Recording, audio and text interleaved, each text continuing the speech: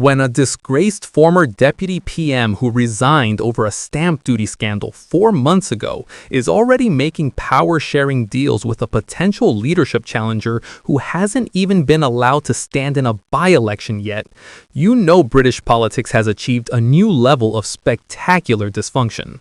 Welcome back to UK Political Insight, where today we're diving into absolutely explosive claims that Angela Rayner has struck a deal with Andy Burnham to become Deputy PM again if he manages to topple Keir Starmer, which is frankly the most ambitious political scheming since, well, last week probably.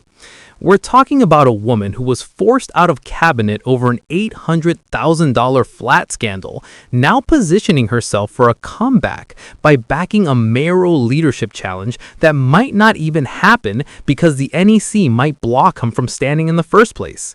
This is multi-level political chess being played while the board's on fire and nobody's sure what the rules are anymore.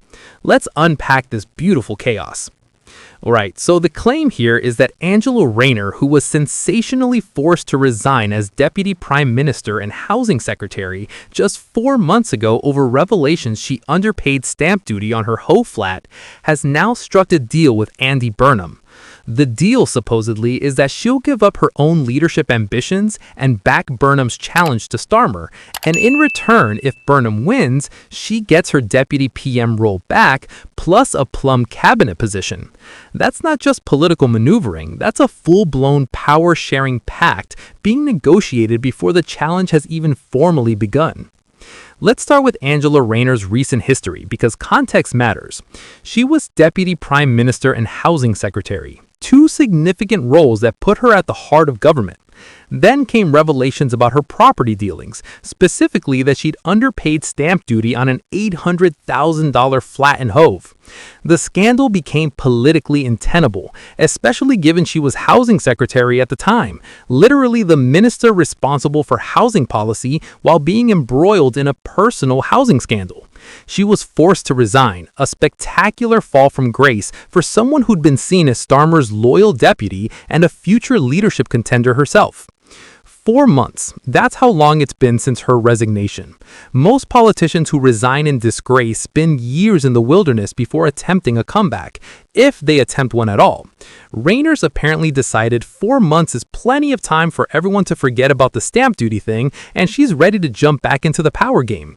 That's either remarkably brazen or remarkably stupid. Possibly both. The phrase disgraced former deputy PM isn't exactly the kind of reputation you want when you're trying to position yourself for a political comeback. But here's where it gets interesting. Rayner's reportedly given up her own leadership ambitions to back Burnham instead. That's significant because she's consistently topped polls of Labour members when they're asked who should lead the party. She's got genuine grassroots support, she's got name recognition, she's got a compelling backstory as someone from a working class background who rose through the party. In a straight leadership contest, she'd be a serious contender. So giving that up to back Burnham suggests either she's making a calculated decision that Burnham stood a better chance, or she knows her stamp duty scandal has damaged her beyond repair, and she's settling for being Deputy PM again rather than going for the top job.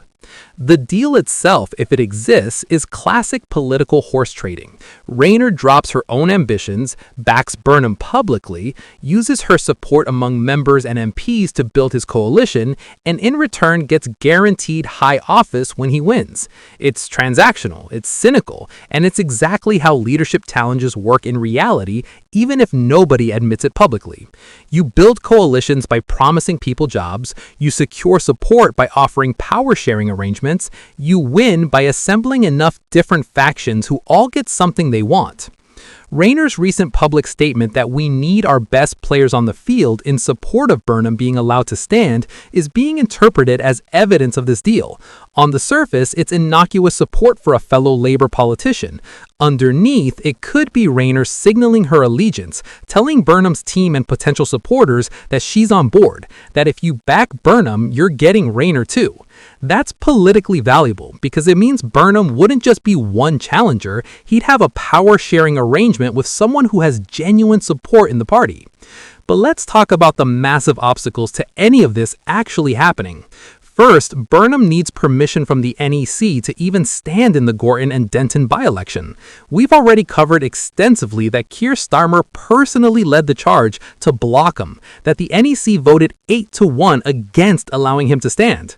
So this entire leadership challenge plan requires Burnham somehow overturning that decision, which seems incredibly unlikely unless there's a dramatic shift in NEC membership or opinion. Second, even if Burnham somehow got permission and won the by-election, he'd then need to mount a successful leadership challenge against a sitting prime minister with a massive parliamentary majority. There's no quick mechanism to remove a Labour leader. You need nominations from MPs, you need a contest, you need time. And Starmer's got enough loyalists in the parliamentary party that organizing a successful challenge would be incredibly difficult. Third, even if all that happened and Burnham somehow became Labour leader and prime minister, would he really want Angela Rayner as his deputy given her recent scandal? Would the public accept someone who was forced to resign in disgrace 4 months ago being immediately restored to high office? Would it look like jobs for the boys, or in this case, jobs for the political allies, rather than merit-based appointments? The political optics of this alleged deal are genuinely terrible. You've got two people, neither of whom currently has a Westminster seat or leadership position, carving up government roles between them before they've even got the power to deliver on those promises. It's the political equivalent of planning your acceptance speech before you've won the award. It looks presumptuous, it looks arrogant, and it confirms everything critics say about politicians being more interested in power than public service. The claim that Keir Starmer wants his friend Angie back around the cabinet table is interesting because it shows Starmer's in a difficult position. He probably does genuinely like and respect Angela. They worked together for years. She was his loyal deputy. But bringing her back while she's damaged goods from a scandal would look weak, like he's rewarding failure or tolerating corruption because of personal loyalty. He can say nice things about her in public while privately having no intention of bringing her back until the scandal's ancient history. The reference to Sadiq Khan saying he'd knock on doors for Burnham adds another layer because it shows the extent of establishment support Burnham's building. You've got the Mayor of London, the former Deputy PM, presumably other senior figures all coalescing around Burnham as an alternative to Starmer. That's not just one disgruntled politician, that's potentially the beginnings of a serious coalition. But it all depends on Burnham first getting into Parliament, which currently isn't happening. The fact that several of Starmer's own top brass have announced support for Burnham's candidacy is genuinely significant. These aren't just backbench rebels or usual suspects from the left. These are people in senior positions breaking ranks to support a potential leadership challenger. That shows how bad relations within the party have become, that even people who should theoretically be loyal to Starmer are publicly supporting his rival.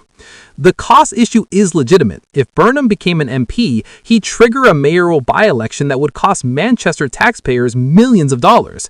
That's a real concern and a fair criticism, but it's also the kind of thing that gets used as justification when the real reason for opposing someone is political.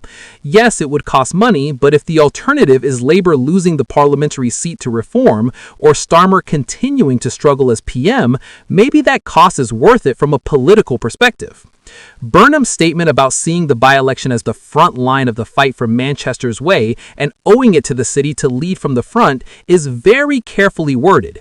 He's framing his potential candidacy as about defending Manchester and its values, not about his own political ambitions. That's smart messaging because it makes opposition to him look like opposition to Manchester rather than just blocking a rival. The phrase, "despite the risks involved" in Burnham's statement is interesting, because what risks is he really facing? If he won the seat, he'd be back in Parliament with a platform to challenge Starmer.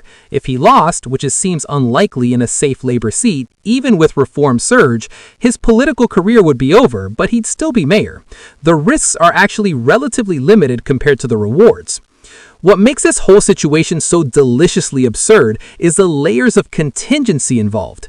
Rayner's allegedly made a deal with Burnham contingent on him being allowed to stand, contingent on him winning the by-election, contingent on him then successfully challenging Starmer, contingent on him winning that challenge and becoming PM.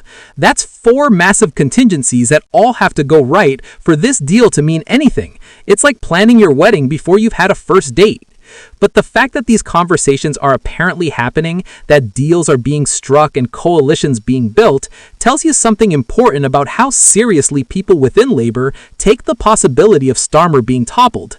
If senior figures like Rayner are positioning themselves for a post-Starmer world, making arrangements and building alliances, that suggests they genuinely believe change is coming, even if the mechanism and timeline are uncertain.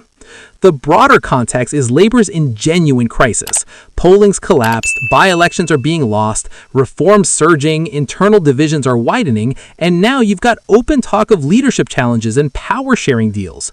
That's not a party that's confident and united, that's a party eating itself while trying to govern, and governing parties that eat themselves usually don't last long in power. Rayner's political calculation is interesting because she's gambling that backing Burnham now, before he's even in parliament, positions her well for whatever comes next. If